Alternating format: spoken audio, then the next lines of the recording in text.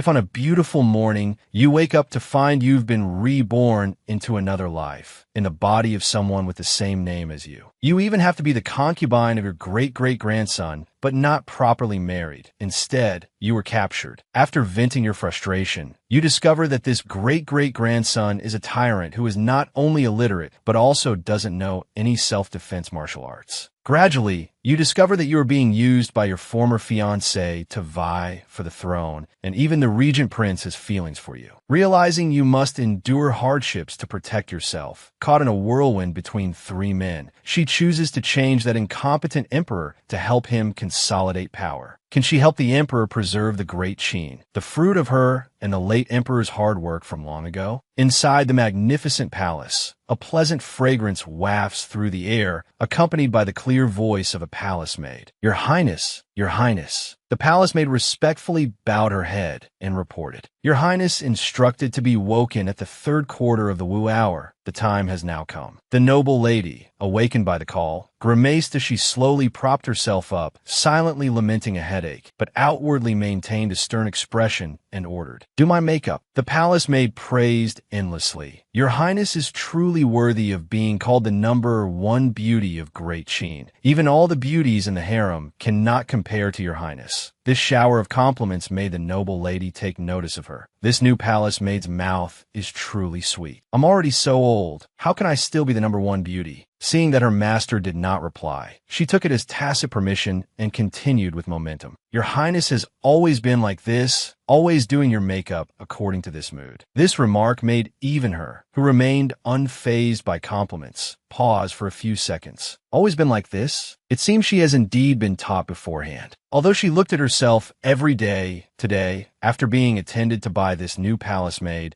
she was still a bit stunned when she met her own eyes in the mirror. "Aya, this is..." At this moment, her whole body was drenched in sweat as she looked at the complete stranger in the mirror. "Who is this?" Suddenly, a voice from behind interrupted her thoughts. "Could it be that Your Highness has slept into a daze? You are Meng Wu, the eldest daughter of General Meng, His Majesty's noble consort. Why would you call yourself Aya, like the Empress Dowager?" In Meng Wu's mind, a series of wails and cries echoed. "Empress Dowager! Empress Dowager! Empress Dowager!" She clearly remembered her dear great-grandson, Xin, kneeling on the ground, crying for her. She had protected the nation for the late emperor for so many years. It was so tiring to finally pass away peacefully. Before her was a man with a blurred face whom she kept calling a Wu, a Wu. Suddenly, she was startled out of her thoughts by the incessant calls of the palace maids beside her. "Your Highness." Her close palace maids couldn't help but look at each other in confusion, quickly exchanging glances. "What's wrong with Your Highness today?" Meng Wu could only quickly find a seemingly logical reason. "Being in this deep palace for so long, I momentarily forgot what day it is." The palace maid, without any suspicion, replied, "Your Highness, it is now the 3rd year of Gongxiu of the Great Qin, the 6th day of the 3rd month." She frowned and asked further, "Where is Empress Dowager Jingzhuang?" This time, the palace maid was truly troubled as she explained. "Why does Your Highness suddenly ask about this founding Empress Dowager? That was a long time ago." Meng Wu's mood immediately sank, and she said through gritted teeth, "So that means?" Her dreams seemed to shatter. "Aya is now my own great-great-great-great-grandson. And not only that, but I'm also a concubine?" The truth struck like a bolt from the blue, and Meng Wu couldn't accept it for a moment. The two palace maids started gossiping animatedly. "Speaking of which, Our Majesty did not inherit the superior genes of the late emperor and the Empress Dowager at all. In this palace, you should learn some history, shouldn't you? His Majesty is not the flesh and blood of the late emperor and the Empress Dowager." Meng Wu, overhearing this, clutched her chest and breathed a sigh of relief. "Not a blood-related great-great-grandson. That's great." Unexpectedly, the other palace maid indignantly held up a drawing of the emperor and pointed. "Whether he is of their flesh and blood is not important. What's important is that His Majesty is truly a tyrant. A petty man far from a wise official, obsessed with luxury, foolish and cruel." Every word extinguishing the relief from a moment ago. Of Meng Wu, she felt like she was going mad with anger. "The late emperor and I founded the Great Qin with such difficulty, only for it to be passed into the hands of a generation like this. Beads of sweat as large as red beans rolled down her cheeks. Her willow leaf eyebrows knitted into a straight line. She gritted her teeth. Most importantly, he likes married women. As she spoke, she had to calm herself down. Don't get angry. Don't get angry. The palace maid beside her, seeing Meng Wu's anger, felt encouraged and added fuel to the fire. Extremely, extremely, extremely shameless. He even forcibly took a court official's wife. Meng Wu, exasperated, slammed her hand on the table. She shouted 2 words, "Bastard," causing the 2 palace maids to panic and take the blame. "Noble consort, please forgive us. This servant will not mention this matter again." After all, Meng Wu saw that everything was a tangled mess and was at a loss for how to respond to the 2 palace maids. Thinking that things could end here, she didn't expect the palace maid to reveal another shocking matter. "You are that wife who was seized by the emperor." Hearing this, she became so angry that she coughed up blood and fainted. Her 2 close palace maids scrambled to support her. They screamed in panic. Your Highness,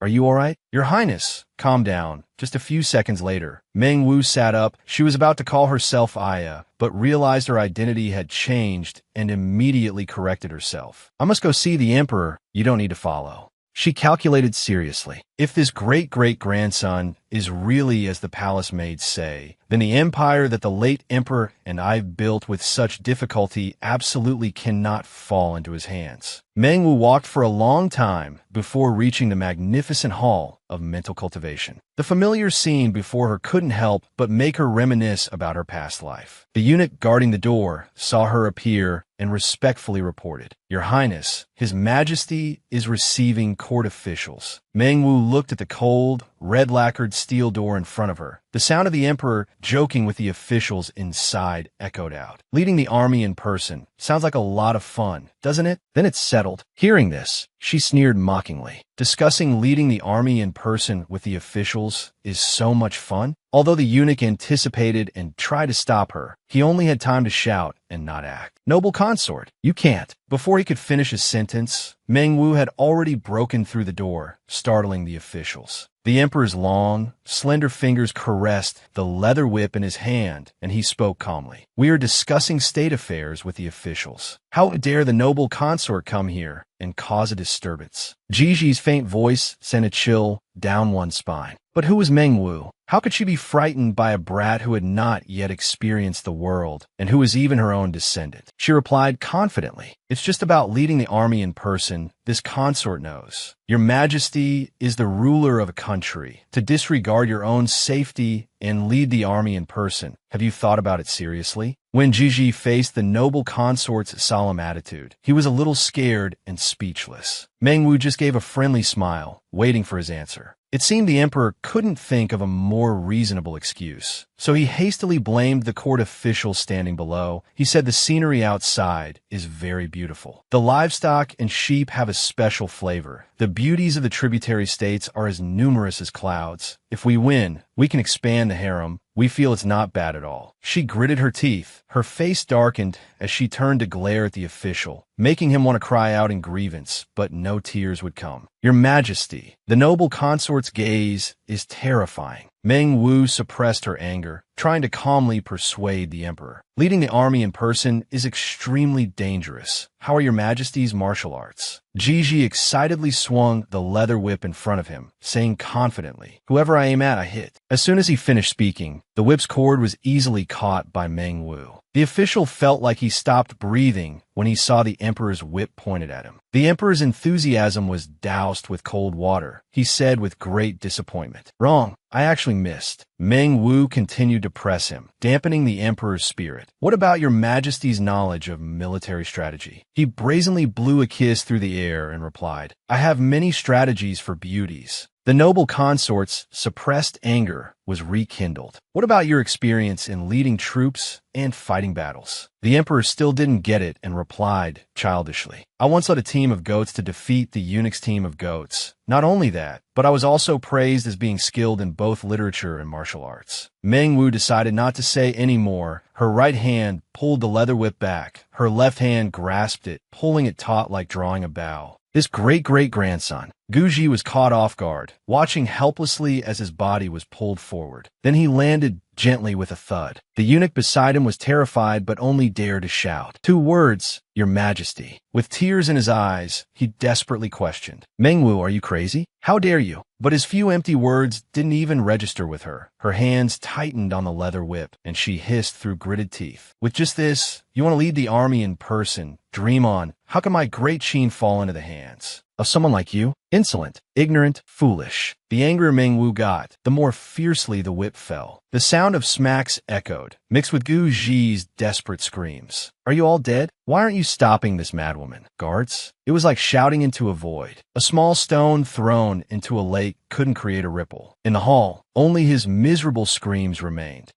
When he was about to be beaten to a pulp, he used all his strength to order the soldiers outside, throw her into the cold palace. Immediately, dozens of swords were pointed at Mengwu. Suddenly, Gu Zhi changed his mind. No, escort her to the imperial clan court. Only then did she feel scared, realizing she had been too impulsive. From the hall came the shrill cry of the eunuch. "Guards, His Majesty has fainted." Gu Zhi was really beaten to the point of both pain and anger foaming at the mouth. A palace maid rushed breathlessly to the pavilion where several noble ladies were sitting to report. Your Highness, this servant just heard that the noble consort caused a scene in the Hall of Mental Cultivation and gave the tyrant a beating." The 3 noble ladies heard this and excitedly gossiped. Really? Without waiting for the palace maid to answer, they huddled together and chattered endlessly. When she was abducted, she was holding a shoe, looking like she could hit someone at any moment. The despised tyrant didn't even dare to get close. Another highness continued. She opposes the tyrant all day, offending the tyrant. How can there be a good ending? The highness next to her was not to be outdone, daring to beat the tyrant. This time,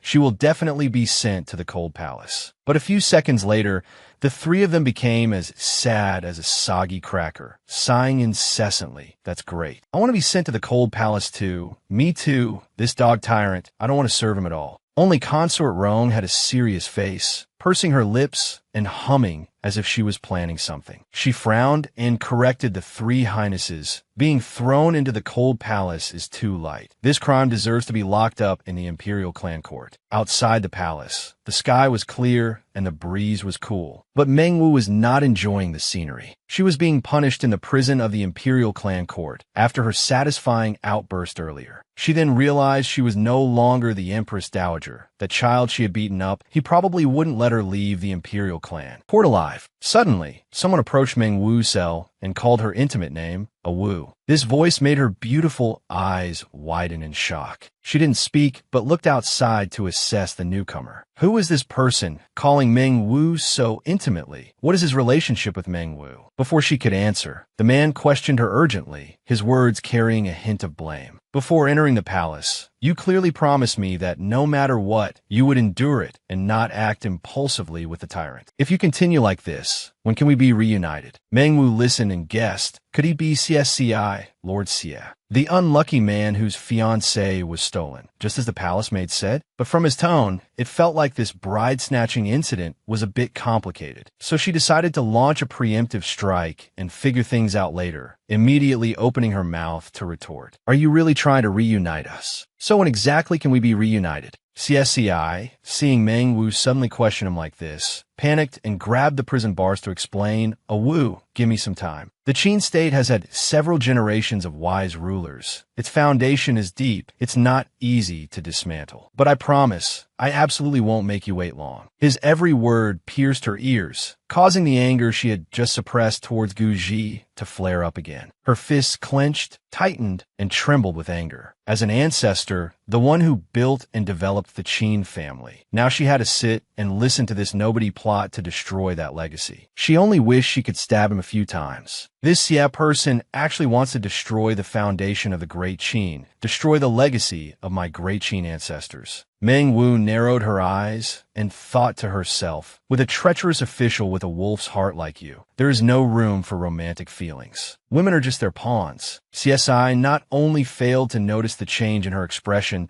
but also brazenly reached his hand inside, wanting to touch her. Wu, don't ignore me. She couldn't help but worry. Was this foolish Meng Wu being used by him, deliberately approaching the emperor to achieve his sinister plot? Thinking this, she coldly slapped his hand away. In the Imperial Clan Court, I have thought a lot. The tyrant wants my beauty. It must be because you added fuel to the fire, right? CSCI looked as if she had hit a nerve. The tears that were about to fall were swallowed back. Meng Wu pressed her advantage. You deliberately let me into the palace, wanting to use me to complete your scheme, right? Unexpectedly, he didn't back down. The tears no longer held back, rolling down his cheeks in long drops. He argued resentfully to regain her trust. Everything I do is so that we can be together. I didn't expect you to doubt me like this. Looking at his tear-stained face, Meng Wu couldn't help but want to curse. Isn't this green tea's skill level too high? The late emperor didn't shed a single tear when he was stabbed by a traitor. Yet I only said one sentence, and he's crying for me. She decided to change tactics, holding out her sleeve to wipe his face and quickly apologizing. I was just being hasty just now. I won't say such things in the future. After coaxing him to stop crying, she rested her forehead on her hand and sighed. Her sad eyes seemed to speak. It's just that I've already hit the emperor. I'm afraid I won't be able to leave this Imperial Clan Court alive, let alone be with you. Hearing this, CSCI confidently reassured her. Your father is on his way here. At this time, even if the tyrant wants to make things difficult for you, Elder Lin will step in to persuade him. Elder Lin is the tyrant's teacher, and he saved his life during the chaos of the land reclamation. If he speaks, the tyrant will surely listen. You will definitely be fine. Meng Wu, having gotten the information she wanted, waved him away. What you said reassures me. You can't stay here for long. Go quickly. But she suddenly realized her words were a bit tactless and awkwardly corrected herself.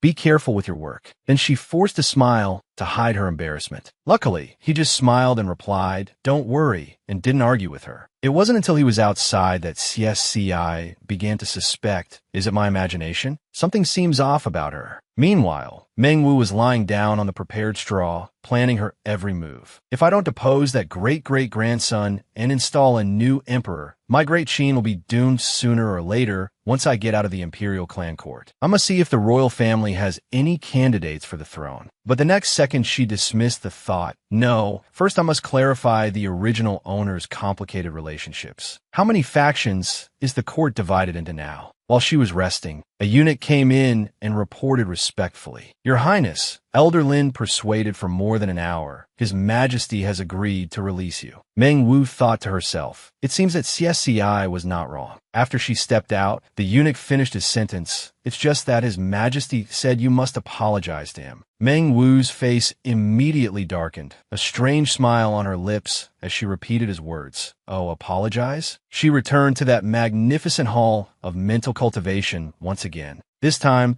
Gu Ji was the one in a superior position, looking down from on high and asking, "Noble consort, do you know you were wrong?" After speaking, he smiled to himself, smug and self-satisfied. Very good, I've regained my authority. Unexpectedly, Meng Wu retorted defiantly, what did I do wrong? Every word Meng Wu said went straight through Gu Ji's ears. You were the one who forcibly took an official's wife. You were the one who did absurd things. Do you know you were wrong? After hearing this tirade, he could only feel irritated and humph. Then, as if it were water off a duck's back, he became smug again. We are the Son of Heaven. We can do whatever we want. The world should bow down and submit, including you. Although the eunuch beside him tried his best to stop him, he was not as fast as his finger pointing straight at Meng Wu's face. Her face turned as black as the bottom of a pot. She couldn't help but sigh in her heart. Is this kid still in his rebellious phase? Is there still time to beat him to death and replace him with a new emperor? The eunuch beside him saw him staggering and quickly supported him, asking, Your Majesty, is your wound still not healed? But how could someone as thick-skinned as him admit it? He retorted forcefully, we don't need your support. Then he quickly pulled her into his arms, one hand tightly around her waist, the other lifting her chin close to his face, whispering, you should also bow down and submit to us. Meng Wu's hand had already clenched into a fist. She gritted her teeth, this kid, finally unable to hold back. She threw a heavenly punch at Gu Ji's face. How dare you flirt with your ancestor? He was punched into the sky, scoring another point for her with this punch, making it 2-0. When he lay flat on the ground, he was again whipped several times by Meng Wu on his godforsaken buttocks. Guji couldn't stay and couldn't run. He could only lie on the ground, groaning and crying for help. He angrily made a vow. Meng Wu, there will be a day when we will make you willingly submit to us. She snorted contemptuously, a man who can't even dodge my whip. Unexpectedly, he stopped cursing, and his cheeks flushed as if he was embarrassed. Humph, what's so great about you knowing how to wield a blade? Seeing his reaction, Meng Wu's anger subsided a little. This look of his seems like he's ashamed. His hand reached out and curled into a fist, but still needed support from below. Then he clenched both hands and declared loudly, "We can crush you as easily as crushing a cricket. It's just that we are still injured now. Wait until we have recovered. We will definitely make you submit." Hearing his petty thoughts gave Meng Wu another idea. I didn't expect this tyrant to know shame. She rubbed her chin and thought for a moment. It's rare for him to be this embarrassed. Of course, I have to take advantage of it to control him, make him listen to me. She took the opportunity to issue a challenge. "Then I will wait for your majesty to see when you can fight back against a weak woman like me." The somewhat cheerful atmosphere changed with the eunuch's announcement from outside. "The regent prince has arrived." Hearing these words, Guji's attitude was no longer flippant. Meng Wu, at his side, was also bewildered. How can my great Qin have something as destructive to monarchical power as a regent prince? But before she could figure out the answer, she was pushed behind the curtain by the emperor. "You hide behind in the back hall. Don't come out." She could only ask blankly why, and received a reply straighter than a horse's gut. "We hate him." Despite the warning, her curiosity still made her peek out to listen. "Then I must hear what kind of sacred being this regent prince is." Ji Xian came here under the pretext of inquiring, but was actually probing the authenticity of the rumors. "I heard that your majesty is injured. This subject came especially to visit. Is your majesty feeling any better?" His aura made Meng Wu unable to underestimate him. "This regent prince looks more like an emperor than a tyrant." Guji leisurely replied, "Imperial uncle, we are fine." Hearing this, he lowered his eyes as if looking at a lower species, a flash of contempt in his eyes. When he opened his mouth, it was all calculation. "So will your majesty lead the army in person?" Guji touched his behind, looked away, and replied, "We promised Imperial Uncle we would be like a man. Now we can't even sit, let alone ride a horse. We can only give up." Gu Xian's hand caressed the hilt of his sword. "If that's the case." Guji waited for him to speak as if waiting for a death sentence. After a few seconds of hesitation, Gu Xian finally bowed respectfully. "Your Majesty, please rest well. This subject takes his leave." Meng Wu observed everything from behind the screen. She quickly made her own guess. Was leading the army in person the regent prince's suggestion? Does he want to kill the tyrant to seize the throne? And this nephew is completely unaware. A look of worry flashed in her eyes. "This great-great-grandson being raised like this is too difficult for me. If this regent prince were the emperor, my great Qin's empire would at least not be destroyed." While she was lost in thought,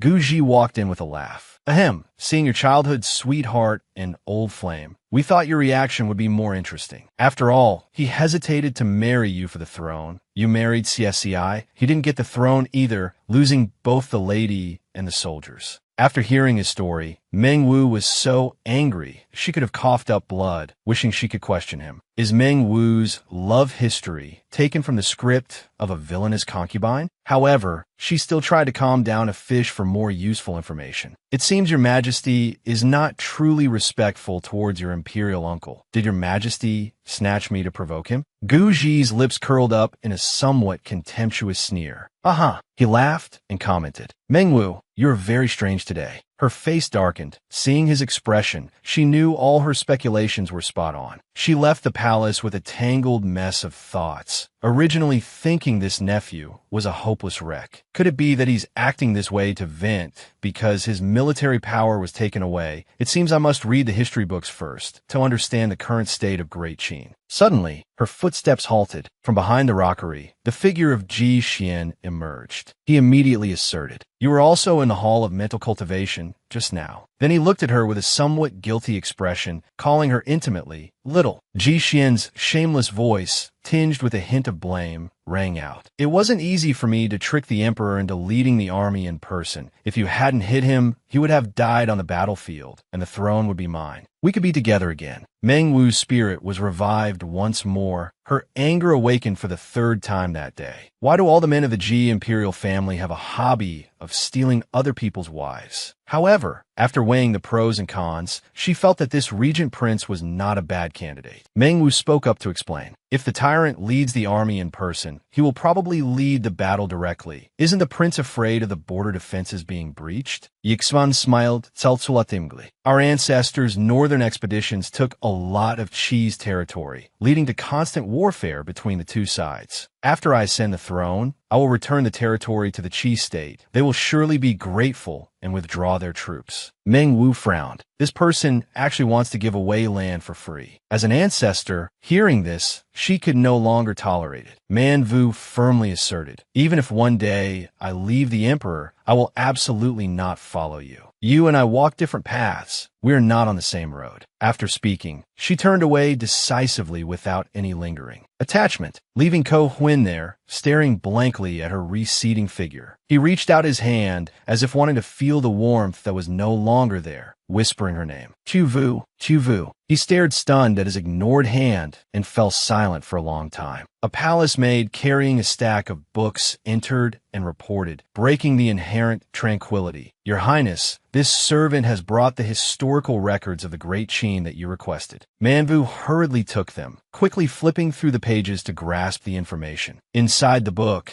it was recorded in great detail that during the early period of the first emperor's reign, he was dedicated to the country, diligent, and loved his people. As he grew older, he became more afraid of death and began practicing alchemy, becoming an extremely unpredictable person with a volatile temper. Under the influence of his jealousy and the emperor's power tactics, the 9 princes fought each other to the death just to compete for the position of crown prince. By the time the late emperor passed away, only the 16th prince remained, who is the current tyrant. Ko Chi Man Vu closed the book. Her heart was a tangled mess as she let out a sigh. So the tyrant was the prince who didn't participate in the succession struggle, luckily survived, and was then assisted to the throne by the regent. She wearily rubbed her head and lamented silently. This guy became emperor by luck. No wonder Ko Chi has the face of a nouveau riche. Suddenly, she stared blankly at the painting and asked, Ko Chi, what does he have to do with you at all? Coincidentally, just as she finished reading, a palace maid cheerfully came in to report. Knowing that your highness has left the imperial clan court, her highness consort, Lu, has come to find you to play cards. Contrary to the palace maid's excitement, Man Vu froze for a few seconds. Play cards? Immediately after, she regained her spirited state. The harem isn't such a harmonious place. I think they've come to watch the drama, wanting to start a palace intrigue plot, are they? The air outside was very cool, enough to soothe the fire that had just been ignited. The flattery of the 3 consorts was enough to make Man Vu feel ecstatic, as if she were about to fly to the heavens. One noble lady took her hand and whispered, the tyrant is thick-skinned and fat. When you hit him with the rope, did your hand hurt? The other 2 were no less concerned, asking insistently, did you suffer in the imperial clan court? Look, your face has gotten thinner. Your hair is all dry and brittle too. You absolutely must not let the tyrant anger you to death. Here, have a sip of tea. I kept it warm on the way here. The temperature is just right. Their over-the-top attitude made Man Vu doubt her own judgment. Isn't this harem relationship a bit abnormal? One could also say that she didn't transmigrate into a noble consort, but into an emperor with a whole harem. She seemed to see a ray of light as she looked at the 3 frolicking consorts. Such beautiful and lovely consorts will surely give birth to intelligent princes. If the tyrant is no good, I will raise them to be enlightened rulers. No sooner said than done. Man Vu immediately spoke up. The tyrant may be useless in other aspects, but he is quite handsome. If the princes... Before she could finish, the other 3 cut her off. They expressed their indignation. There haven't even been any royal visits, so where would the princes come from? Don't worry, we guarantee we'll make him childless and end his lineage. Letting him touch even a finger of ours would be disrespecting you. Hearing these words, Man Vu felt tears welling up in her eyes. Then doesn't that mean I won't have the chance to train the little ones? She feigned a few coughs and casually probed. As you all know, I entered the palace because I couldn't stand the sight of His Majesty. So why do you all hate the tyrant? As soon as she finished speaking, she felt as if everything around her was being scorched by the fire emanating from the three noble ladies, leaving her bewildered, wondering if she had asked something wrong. The first consort angrily recounted. The first time I was summoned for a royal visit was on a full moon night. The emperor had just entered when he pulled out a yellow cloth, leaving me bewildered and not understanding what was happening. Was going on? Who would have thought that the next second he would utter words of disgust? So ugly. Hurry up and cover your face. Don't dirty my eyes. That sentence hurt a beauty like me, who was acclaimed by everyone, causing me to break down and cry. I thought that was the end of it, but unexpectedly, the emperor immediately got angry and kicked me out, accompanied by contemptuous words. Already ugly, and even uglier when you cry. If you sleep next to me, I will definitely have nightmares tonight. From then on, the sight of him makes me want to vomit. After listening, Man Vu sighed wearily. The next noble lady's story was not much better. I come from a prestigious family and received a strict upbringing since childhood. One day, the tyrant suddenly summoned me for a royal visit. He excitedly brought a red dancing costume, which made her blush. Then he ordered her to wear it for him to see, for a well-bred young lady. This was unacceptable, so her face darkened and she shouted loudly, "Kill me. I would rather die than obey," preparing to kill myself by ramming my head. He was afraid a death would occur, so he threw me out of the bedchamber. I barely escaped with my life. After listening, Man Vu asked awkwardly, "Do you all really want him to be childless and without descendants?" The last consort shrugged, looking puzzled, and spoke her mind. That's why we sisters never understood why consort Dung, who isn't blind, would long for the tyrant and even want to bear his child. Hearing this, Man Vu's eyes lit up as if she had found a ray of light. Consort Dung? While they were engrossed in conversation, a palace maid rushed over to report, Your Highness,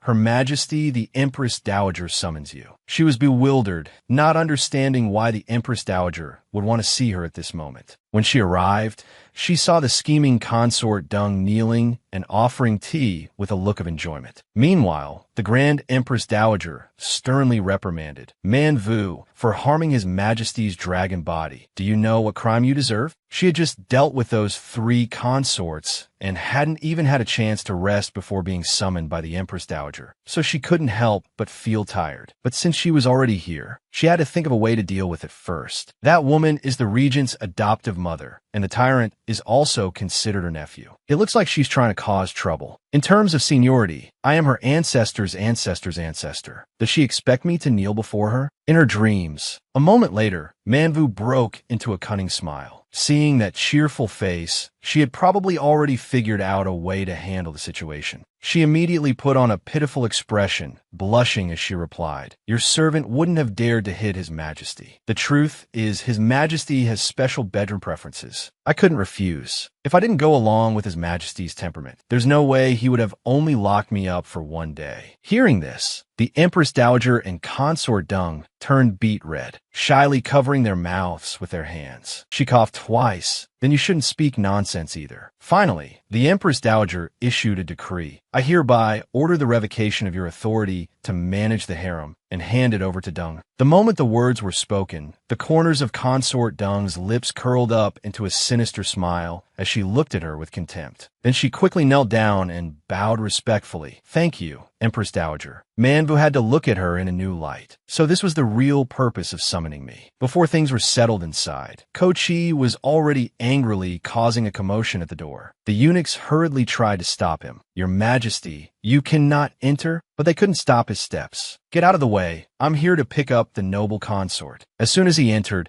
Ko Chi went to Man Vu's side, gently helped her up, and asked, "Are you all right?" She shook her head slightly and replied, "I'm fine." Then, one of them played the role of the overbearing one forcing the release. "If the Grand Empress Dowager has no further business, I will take the noble consort away." The other pretended to be pitiful and whined, "Oh, your servant's legs are numb." This tactic made the Grand Empress Dowager so angry she wanted to hit someone, but she couldn't reach them, so she resorted to a verbal lashing while watching the two act affectionately. Can't you live without being near her? As they walked, Ko-chi smugly boasted of his deeds. You hit me, and I still rushed into Qianing Palace to save you. What, are you moved? Who knew that after he finished, she would resentfully blame him instead. Your Majesty didn't arrive in time. The Grand Empress Dowager had already finished the punishment. You coming here just made her unhappy. Now she dislikes me even more. Hearing this, the Emperor looked bewildered, feeling that women's thoughts were truly hard to understand. Not stopping there, she continued by bringing up the matter of children. Angering the Empress Dowager is one thing. Why does your Majesty also insult the consorts? Now none of the consorts want a royal visit, and you still have no son to succeed you. Hearing this, Ko-chi burst out laughing. You are the noble consort, not my mother consort. Why are you thinking about my children all day? Suddenly, he grabbed her wrist and whispered, if the noble consort is so troubled by this, how about the noble consort bears me a child? He said while pulling her into his arms coaxingly. Manvu sighed in frustration. Please, none of the consorts in the palace are interested in a grandson like you.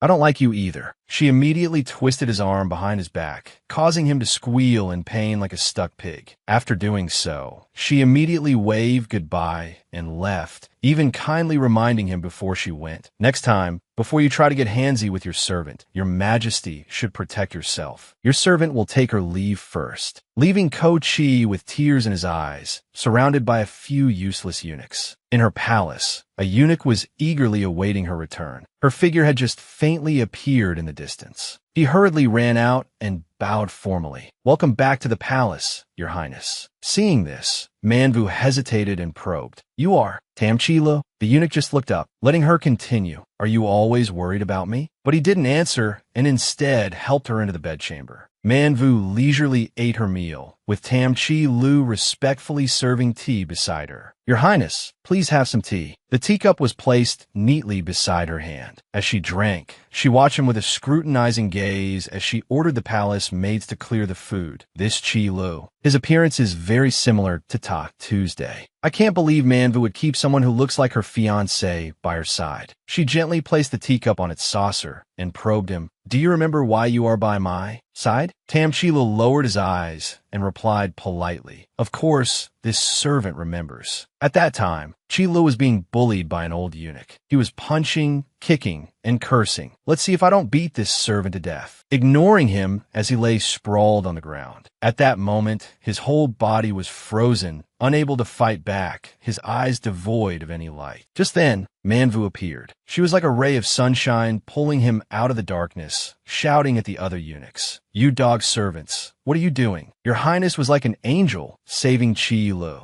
You reached out your hand to help me up, saying that you were short of attendance and that I should follow you from then on. Chila grew up in the Yiting Palace since childhood. I will forever remember your Highness's heroic posture that day, and never forget. After he finished reminiscing, the room fell silent. Manvu glanced at the hands holding the go box. She had some doubts about her guess. The calluses on the tiger's mouth were clearly those of a martial artist, not someone who would be bullied by an old eunuch. It seemed he didn't notice Manvu's gaze and even turned to ask her, does her Highness wish to play Go today? She stood up decisively and ordered, change my clothes first. Her mind was still pondering. Everyone can see he looks like Ta Tuesday. Could it be that he himself doesn't know? Or did Chi-Lu intentionally approach Manvu? Over at Ko-chi's bedchamber, it was not so lively. His personal eunuch was giving him a full-body massage. A weary expression was evident on the eunuch's face as he asked the one lying there in blissful enjoyment, is Your Majesty feeling better? No sooner had he finished speaking than two more eunuchs entered to report. Consort Dung has prepared wine and food and invites Your Majesty over. Ko-chi quickly sat up and adjusted his clothes. Then he suddenly threw a pillow at them in anger, shouting, Get out! My wounds haven't even healed. What is the meaning of inviting me to drink wine? The two eunuchs didn't dare to hesitate. Yes, this servant will get out. Even the eunuch beside him spoke up for her today. Her Highness Consort Dung is gentle and considerate, agreeing to whatever Your Majesty wishes. Why does Your Majesty insist on liking the arrogant noble consort? The Emperor glared at him, guessing that he too had received benefits from Consort Dung. But at the mention of Manvu, he blushed in embarrassment and even coughed in response. Ahem, it's just that I normally dote on the noble consort too much, which makes her act spoiled with me without restraint. Despite the eunuch's attempts to dissuade him, he did not stop. On the contrary, he asserted his authority. I am the supreme ruler. I do as I please. Who dares to control me? On a clear moonlit night like this, it would be a waste not to have a royal visit. As soon as he arrived, he saw Man Vu playing Go with a eunuch and couldn't help but interrupt. The noble consort is in high spirits. A cruel glint appeared in Ko Chi's eyes as he sternly ordered, "All of you get out." After the servants had withdrawn, he reverted to his usual provocative demeanor. "Tonight, I want you to attend to me." Man Vu didn't expect him to still have the audacity to come here. She cracked her knuckles, her mouth smiling, but her voice exuding a cold chill. "All right, I'm just afraid your majesty won't be fortunate enough to enjoy it." Suddenly, a thought flashed through her mind. Even if my grandson is a good-for-nothing, he's still stronger than a treacherous rebel. However, her previous words had caused Ko Chi to misunderstand. He asked miserably, "Not fortunate enough to enjoy it?" Then he slumped to the ground helplessly. "Am I really not as good as that tattoo?" Man Vu leisurely sat down and answered seriously, "Your majesty is the supreme son of heaven. How could that two possibly compare to you?" Hearing this, all his previous worries quickly vanished. He hurriedly moved closer to her to inquire. "The last time I just mentioned Tatu's name, you rolled up your sleeves and threw me out of Shufang Palace. Why are you so calm today?" He lifted her chin and whispered, "Have you finally realized that I am more handsome and dashing than that tattoo? And have you fallen for me?" This time, Man Vu was lenient, letting him finish his sentence before twisting his hand, her face darkening as she retorted,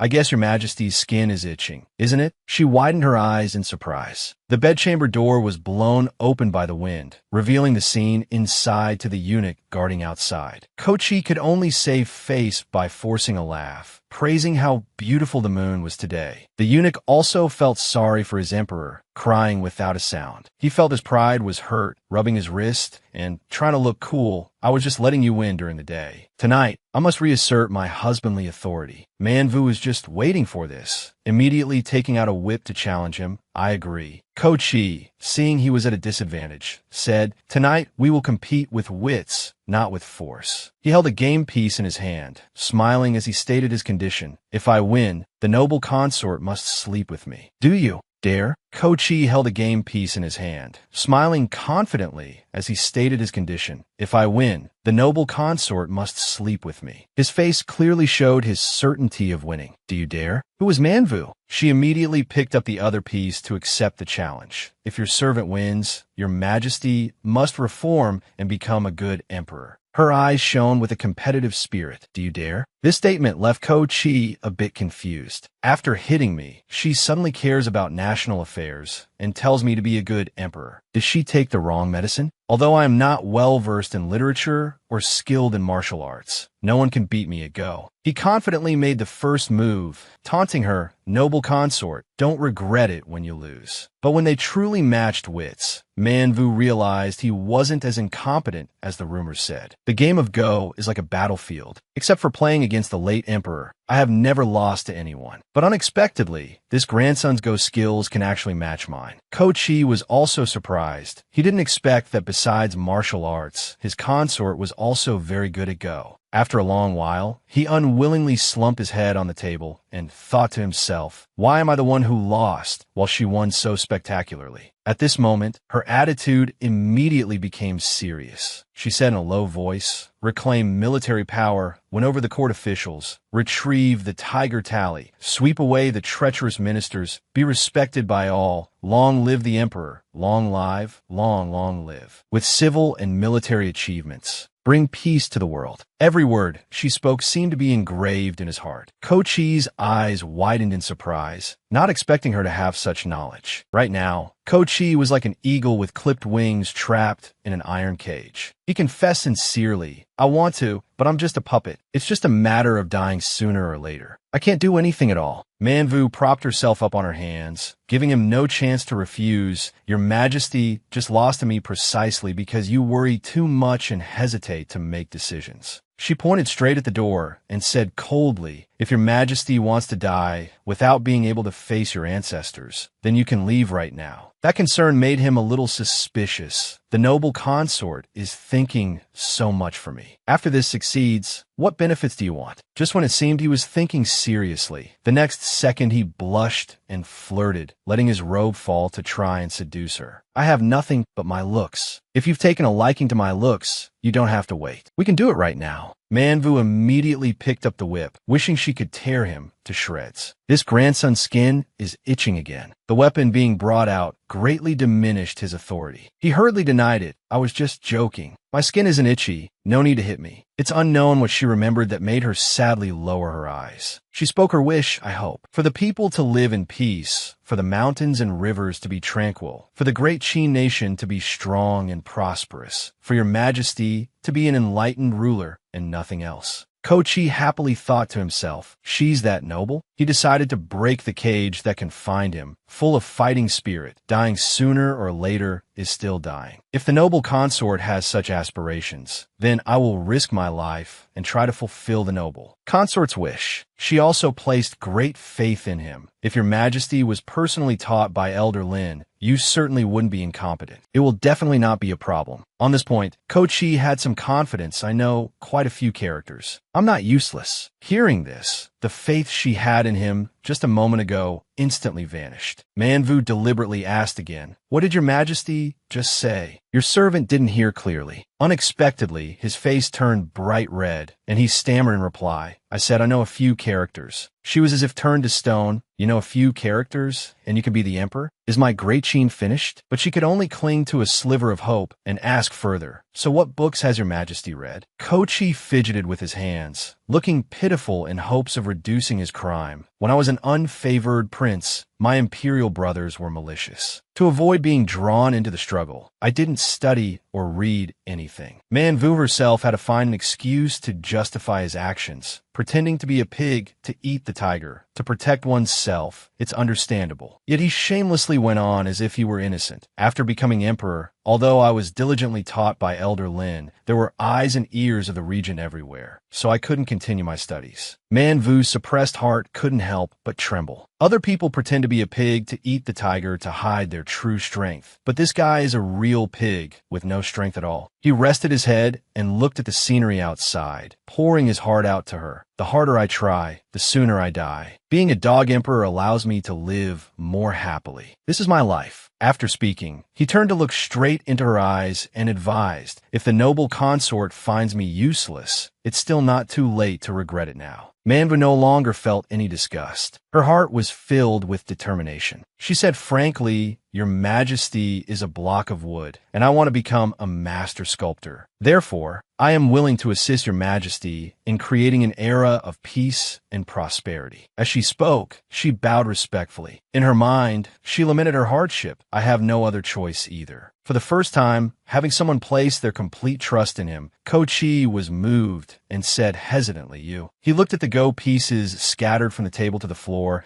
and began to reminisce. "In the past, to kill time, I often play Go in the Imperial study. Even the Regent is no match for my Go skills. I usually let him win as a disguise. But today I lost completely. I am willing to trust the noble consort." Manvu also quickly made a plan for Kochi, and he did not resist. "There are spies around your majesty. From now on, come to my place to read." "All right. Your majesty's power is weak. Continue to pretend to be a pig to eat the tiger." "All right. It's late. Your majesty is invited to leave for tonight." "All right." As soon as the words left his mouth, he realized he had been tricked and cried out in protest. "Not all right. I came to favor you. For you to kick me out in the middle of the night is too improper." Then he put on his seductive act again, begging in a low voice. "I want to stay for one." Kochi put on a seductive act, begging in a low voice. "I will stay for one night." Manvu cracked her knuckles, angry enough to give him a beating. This night, Kochi, fearing for his own life, hurriedly rolled from the bed straight onto the floor. Then he stammered an excuse. What I meant was, can the noble consort take me in for one night?" Seeing her murderous face made him panic and explain, "I can sleep on the floor." Hearing that, Manvu stopped and summoned Tam Chi Lu to give an order. "Spread a blanket on the floor. His Majesty wants to sleep there tonight." Kochi didn't expect her to actually do it and shouted angrily, "You vicious woman. Tam Chi Lu quickly spread the blanket on the floor. His swiftness earned praise from Ko Chi, then he hummed a tune, pretending to explain to him. I want to sleep on the floor. My waist is injured, so I can only sleep on a hard surface, not on a bed. He lay on the floor, tossing and turning as he looked at the ceiling and thought. This is the first time I've slept in Shufang Palace. The more he thought, the more tears of self-pity unknowingly streamed down. But the floor here was cold and hard, making it impossible to sleep. He gazed at Man Vu's slender figure on the bed and sighed to himself. That woman's body is so thin and weak. I don't know where she gets the strength to hit me. Suddenly, Ko Chi felt his body heat up a little. He unconsciously swallowed a mouthful of saliva. Just then, Man Vu kicked her leg out, revealing it from under the covers. The small sound still caught his attention. Her charm made him unable to resist looking a little longer. This woman is usually so brutal, but she's quite cute when she's sleeping quietly. He stared at her fair neck and blurted out, but she's also cute when she's fierce. A scene that shouldn't have happened now felt somewhat fitting. He smiled, enjoying the sight of the sleeping beauty, who knew that just a few seconds later, he would be sent flying by a kick from Man Vu, his nose bleeding as he screamed loudly. She angrily questioned. Your Majesty is being so sneaky. Are you trying to climb into my bed? Or something? Blood streamed from his nose, and he pressed his hands against his swollen cheeks, replying aggrievedly. I didn't mean to. I just wanted to see if you were asleep, to talk to you, but I ended up getting hit. I'm sure my face is ruined from your beating. Man Vu explained with a weary, darkened face. That was just an instinctive reaction. All martial artists are like that. Saying that, she reached out to touch his face, whispering, "Let me see." This gesture of hers surprised him so much he froze. She turned his head this way and that, saying worriedly, "Your Majesty's face is very important. It cannot be injured." Not realizing that their current closeness was making the emperor blush shyly. Then he shamelessly and even narcissistically said, "We know you covet our beauty, no matter how much she denied it. I have no interest in your Majesty. Your Majesty is the Son of Heaven. Your face cannot be harmed. If others find out I was the one who hit you, it would be very troublesome." Hearing this, his anger flared up, but he couldn't blame her. This woman, you...